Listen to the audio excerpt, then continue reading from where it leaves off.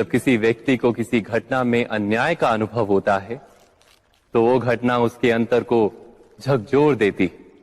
समस्त जगत उसे अपना शत्रु प्रतीत होता है। अन्याय लगने वाली घटना जितनी बड़ी होती है, मनुष्य का हृदय भी उतना ही अधिक विरोध करता है। उस घटना के उत्तर में वो न्याय मांगता है और ये योग्य भी है। वास्तव में समाज में किसी भी प्रकार का अन्याय व्यक्ति की आस्था और विश्वास का नाश है। किंतु ये न्याय क्या है? न्याय का अर्थ क्या है? अन्याय करने वाले को अपने कार्य पर पश्चाताप हो और अन्याय भुगतने वाले के मन में फिर से विश्वास जगे समाज के प्रति। इतना ही अर्थ है ना न्याय का। किंतु जिसके हृदय में धर्म नहीं होता वो न्याय को छोड़कर बैर और प्रतिशोध को अपनाता है। हिंसा के बदले प्रतिहिंसा की भावना लेकर चलता है।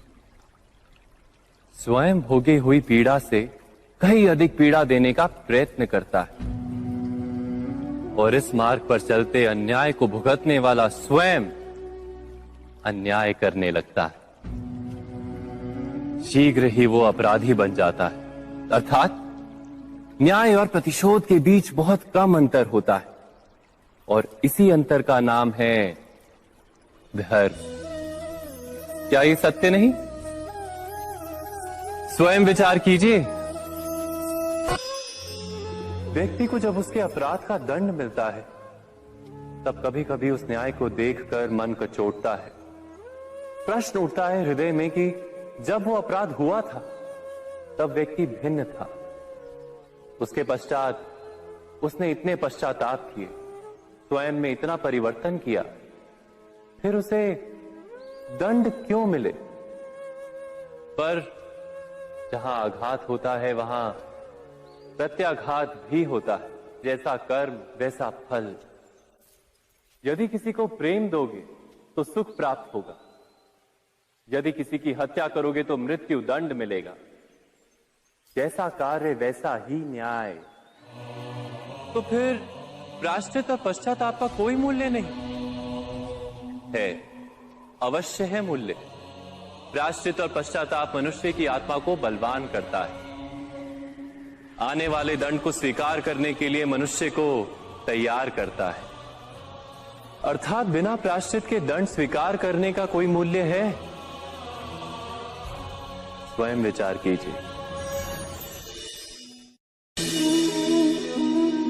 मनुष्य के हृदय में भय का साम्राज्य रहता है सदा।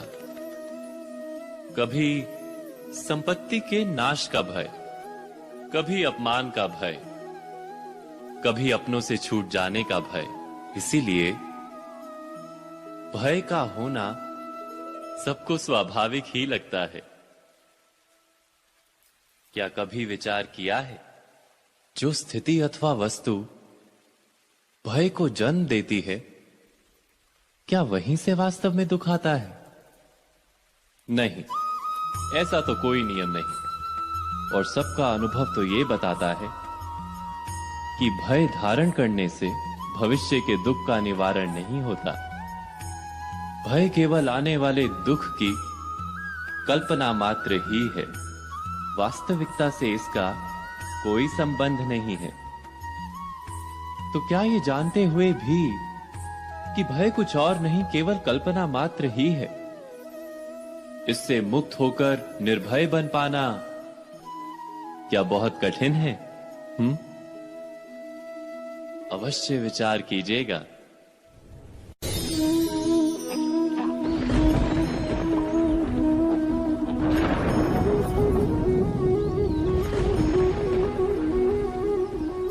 सपनों और पूर्वाभासों के आधार पर हम भविष्य के सुख दुख की कल्पना करते हैं। भविष्य के दुख का कारण दूर करने के लिए हम आज योजना बनाते हैं। किंतु कल के संकट को आज निर्मूल करने से हमें लाभ मिलता है या हानि पहुंचती है? ये प्रश्न हम कभी नहीं करते। सत्य तो ये है कि संकट और उसका निवारण साथ जनते हैं, व्यक्ति के लिए भी और सृष्टि के लिए भी। नहीं, आप अपने भूतकाल का स्मरण कीजिए, इतिहास को देखिए। आप तुरंत ही ये जान पाएंगे कि जब जब संकट आता है तब तब उसका निवारण करने वाली शक्ति भी जन्म लेती है। यही तो जगत का चलन है। वस्तुतः संकट ही शक्ति के जन्म का कारण है। प्रत्येक व्यक्ति जब संकट से निकलता है तो एक पद आगे बढ़ा होता है, अधिक चमकता है, आत्मविश्वास से अधिक भरा होता है, न केवल अपने लिए अपितु विश्व के लिए भी। क्या ये सत्य नहीं? वास्तव में संकट का जन्म है एक अवसर का जन्म, अपने आप को बदलने का, अपने विचारों को ऊंचाई पर करने का अवसर, अपनी आत्मा को बलवान और ज्ञान मंडित बनाने का अवसर। जो ये कर पाता है उसे कोई संकट नहीं होता, किंतु जो ये नहीं कर पाता वो तो स्वयं एक संकट है विश्व के लिए। विचार कीजिए।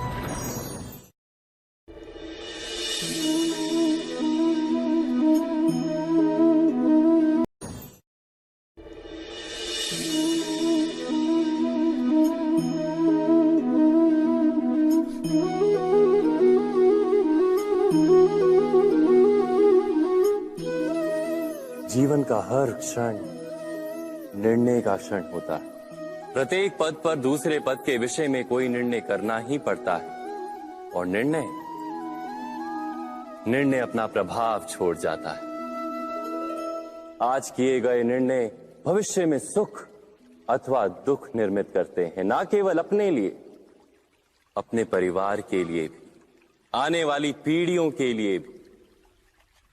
जब कोई दुविधा सामने आती है तो मन व्याकुल हो जाता है, अनिश्चय से भर जाता है। निर्णय का वो क्षण युद्ध बन जाता है और मन बन जाता है युद्ध भूमि।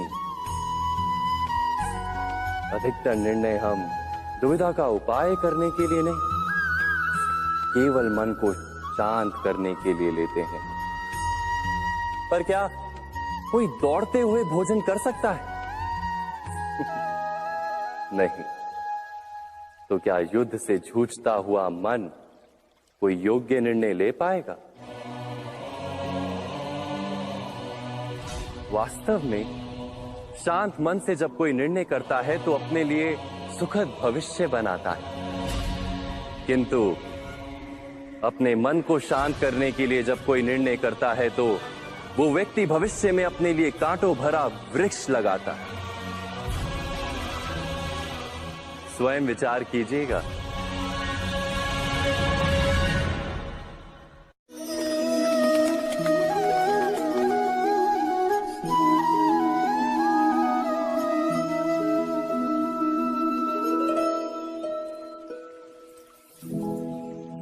निर्णय के क्षण में हम सदा ही किसी अन्य के सुझाव, सूचना, मंत्रणा या परामर्श को आधार बनाते हैं और हमारे भविष्य का आधार हमारे आज लिए गए निर्णय के ऊपर होता है। तो क्या हमारा भविष्य किसी अन्य के परामर्श, किसी अन्य के सुझाव का फल है? क्या हमारा संपूर्ण जीवन किसी अन्य की बुद्धि का परिणाम? क्या हमने कभी विचार किया है? सबका अनुभव है कि भिन्न भिन्न लोग एक ही स्थिति में भिन्न भिन्न परामर्श देते हैं। मंदिर में खड़ा भक्त कहता है कि दान करना चाहिए और चोर कहता है यदि अवसर मिले तो इस मूर्ति के श्रृंगार चुरा। धर्म से भरा हृदय धर्ममय सुझाव देता है और अधर्म से भरा हृदय अधर्म का परामर्श देता है। धर्ममय सुझाव का स्वीकार ही मनुष्य को सुख की ओर ले जाता है, किंतु ऐसे परामर्श का स्वीकार करना तभी संभव होता है जब हृदय में धर्म हो, अर्थात किसी का सुझाव अथवा परामर्श स्वीकार करने से पूर्व स्वयं अपने हृदय में धर्म को स्थापित करना क्या आवश्यक नहीं? स्वयं विचार कीजिए।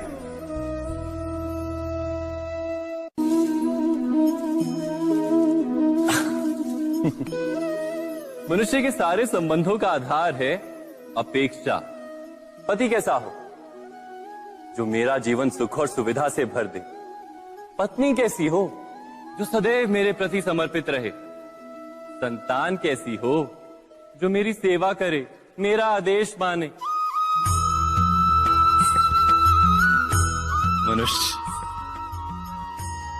मनुष्य उसी को प्रेम भी कर पाता है जो उसकी अपेक्षा पूर्ण करता है। और अपेक्षा की तो नियति है भंग होना। कैसे?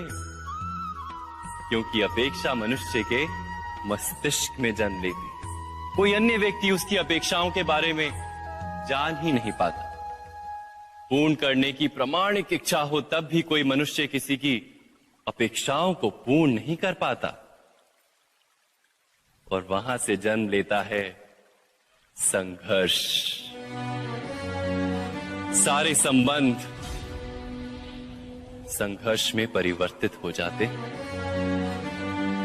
पर मनुष्य अपेक्षा को संबंध का आधार ना बनाए और स्वीकार करे केवल संबंध का आधार, तो क्या ये जीवन स्वयमेव सुख और शांति से नहीं भर जाएगा? स्वयं विचार कीजिएगा।